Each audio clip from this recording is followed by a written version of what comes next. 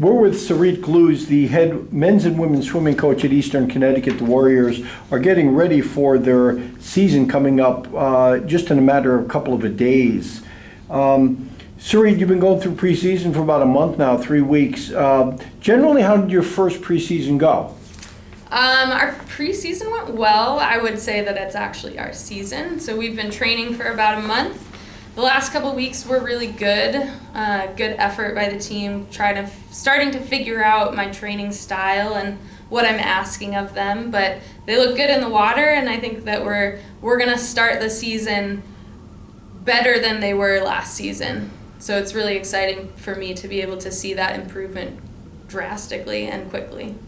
Now, this is your first year as a head coach. You're an assistant coach at your alma mater, Lewis and Clark, and also in Alaska. You must be excited just to start your first season as a head coach. I am. I think that it's really exciting. It's really fun to be able to lead this team and see what they can do and try to get them over that mental hump of can I push myself a little bit harder to achieve my goals? And we've been talking a lot about our mental training and things that we can do in our own heads, and also having them trust me with their training. So it's been a good first month and a lot of work, and I'm asking a lot of them, but I think that they're slowly adapting and figuring out that this is all helpful for them to be able to improve as swimmers.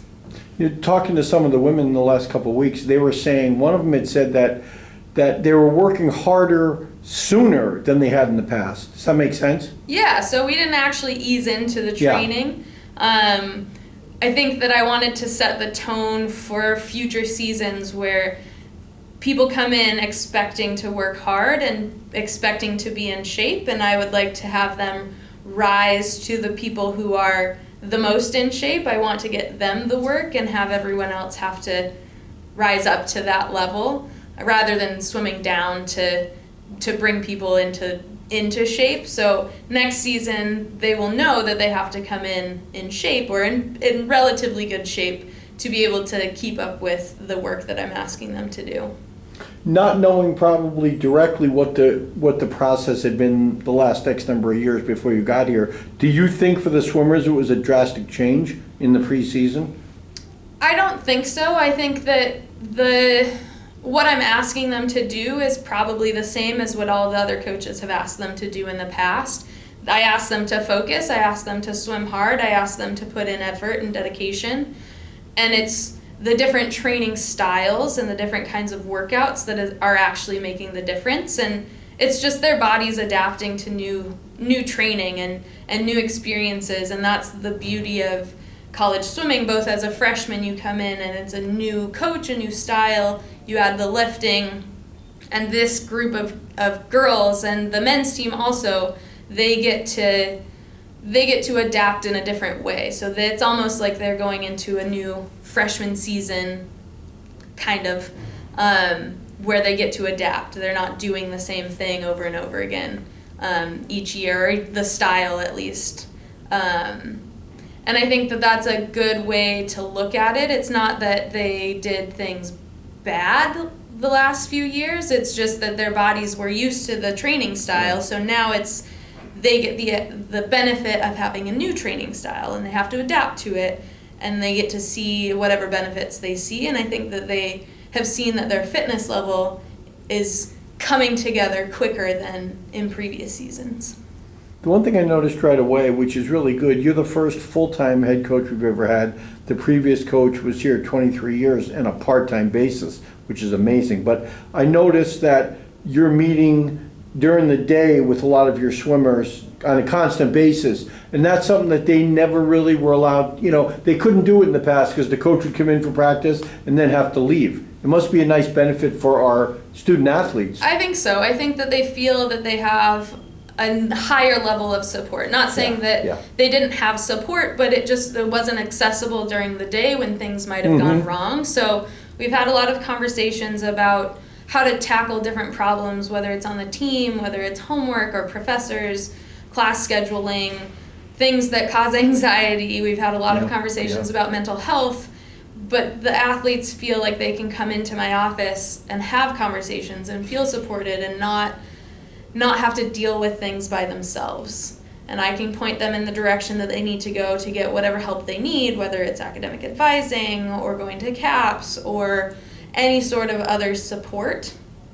And they don't have to necessarily think for themselves all of the time. I think it's hard as college student athletes to bear the load of what the expectations are and also solve all the problems that come up. So at least I'm available to give them some guidance, and they make their own decisions what they do with that guidance, but they have someone to talk through ideas and problems and be able to solve things on their own with more support. So they get to do all the things, but I'm there to catch them if they need me to catch them.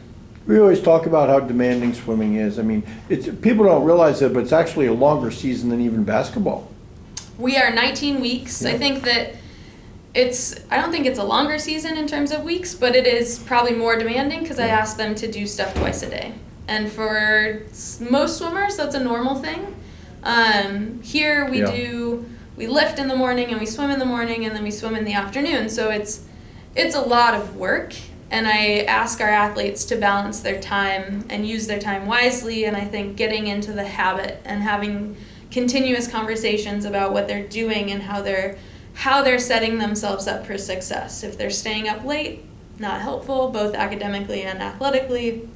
But we have those conversations, and it's helpful for them to hear all of the ideas that I have about how to be better athletes, because I think that they all have unlimited potential in the pool. They just don't know how to get there.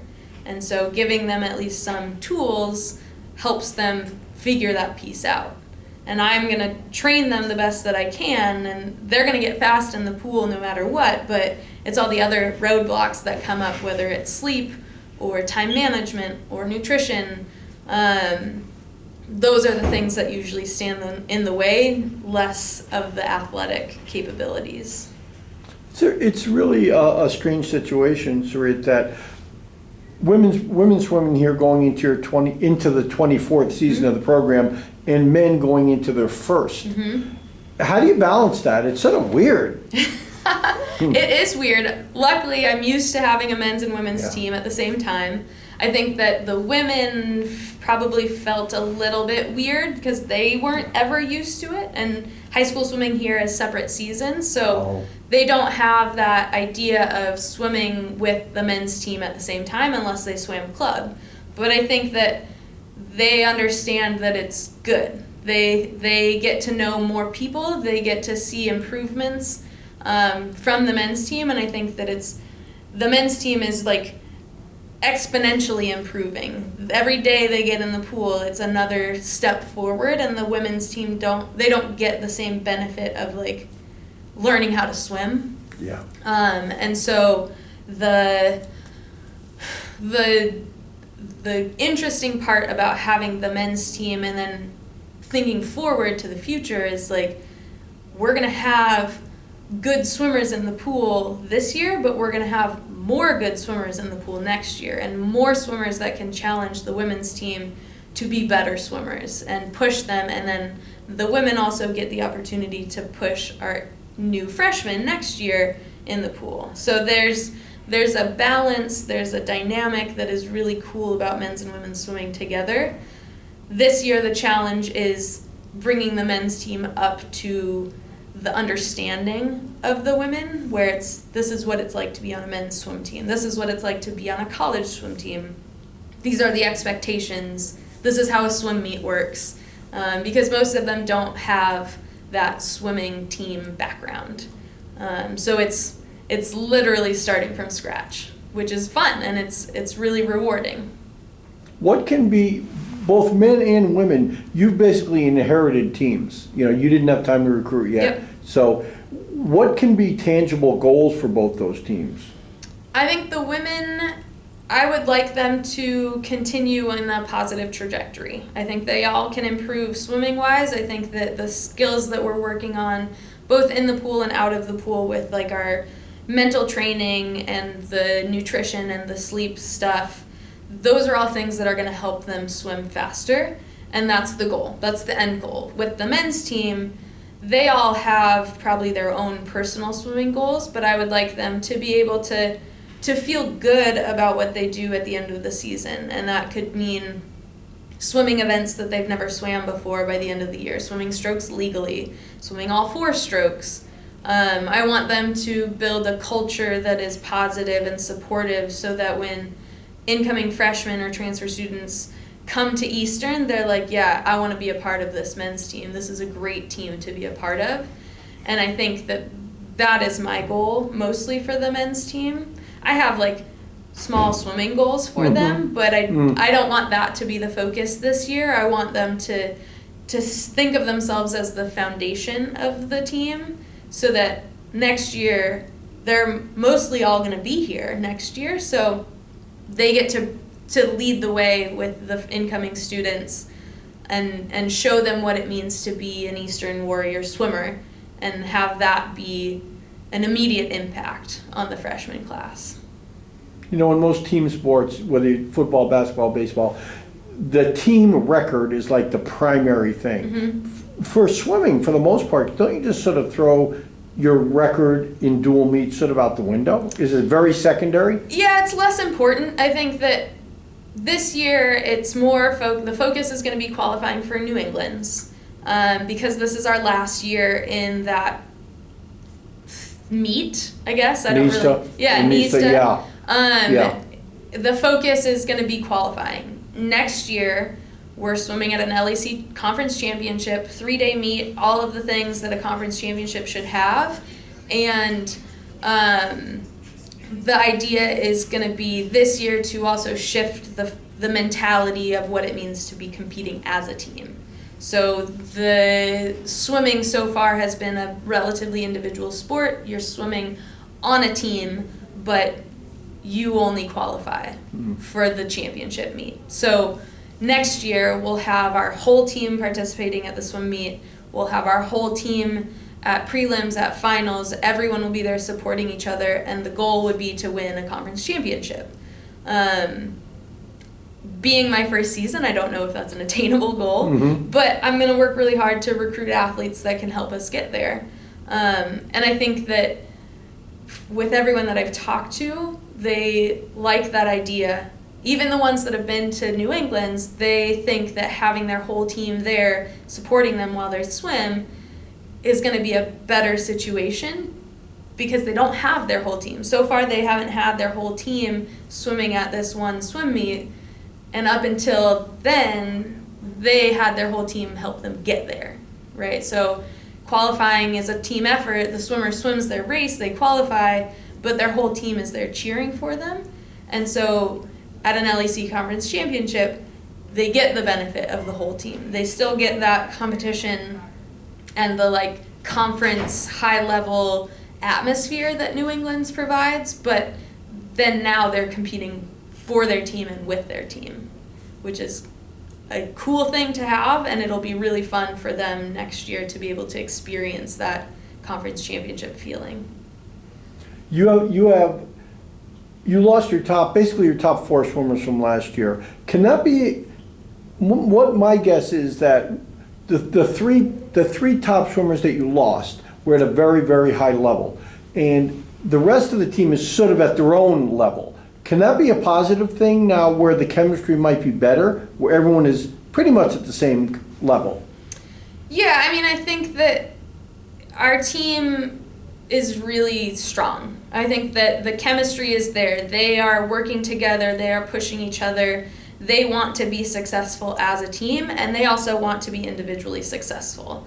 I think that we have stellar athletes. We have people who are going to qualify for New England's and make finals, but their mindset is not to do that on their own. Their mindset is to try to get as many people to New England's as possible, and whether that's cheering people on, whether that's training in different groups, whether that's bringing their teammates up with them, that's the mindset that we have right now. And I don't think that we lost swimming capability, but I don't think that we lost a ton within the team. I think that this team is strong, and that can get you farther along than you would imagine.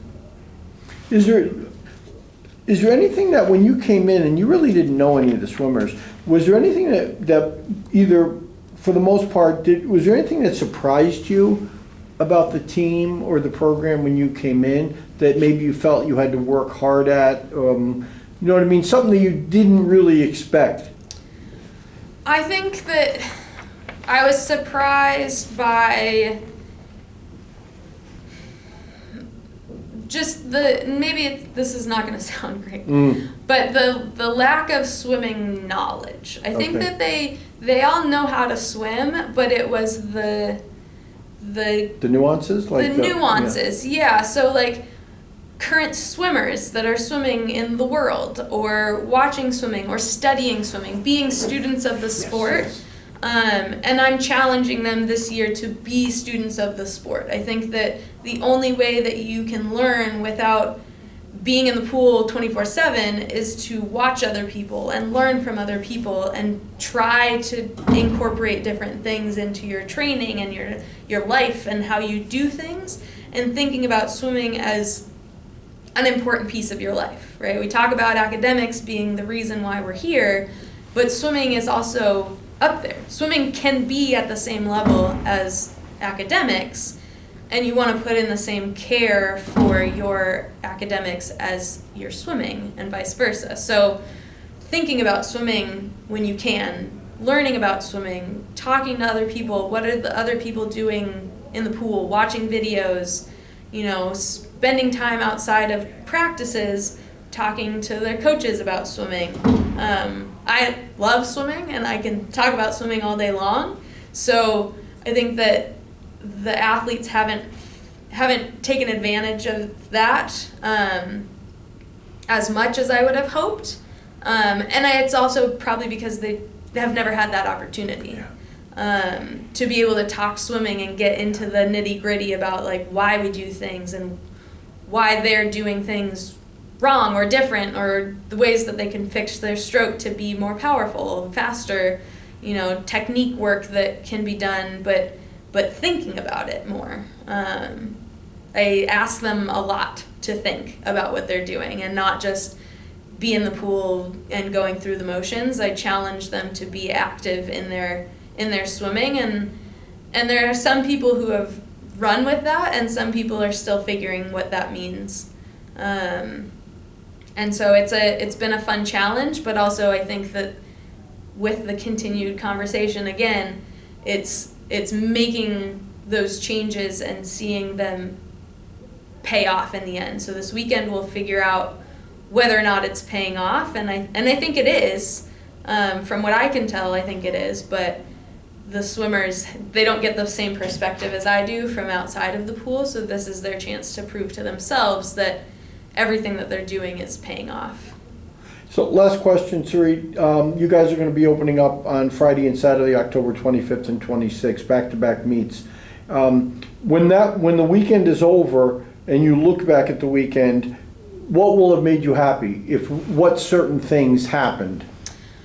Or at least satisfied? Yeah, I think that if we can swim, we've done test sets in the pool, so I know what they're capable of, and so if we can swim above and beyond that, ideally I would like us to swim faster than they did last year for the returners at this meet.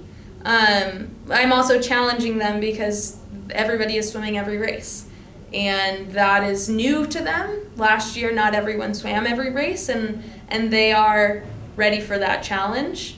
And so it's mostly swimming the way that I have asked them to swim. So continuing to think about those little details that actually make a difference. And if we can be successful in paying attention to those details, I'll be happy. And then if not, then we just have to refocus on that stuff. Tight streamlines, not breathing off the walls, fast finishes, things like that are focus based. Like they all know that they need to do those things, but it's more of like, are you paying attention? Are you focused on doing everything correctly rather than just swimming? And I think we've had lots and lots of conversations about focus, And so it'll be interesting to see how well they can focus this weekend, especially when it's a two meet in one, two meets back to back. That's an unusual thing for this team to have. It doesn't happen very often. So Eastern Connecticut men's and women's swimming open up their first season under new coach Sarit Gluz. They're going to be at the St. Joseph Pentathlon on Friday, October 25th, and then they will come right back on Saturday at Regis College, which also includes Bridgewater State. Coach, thank you. Good luck this year. Thank you.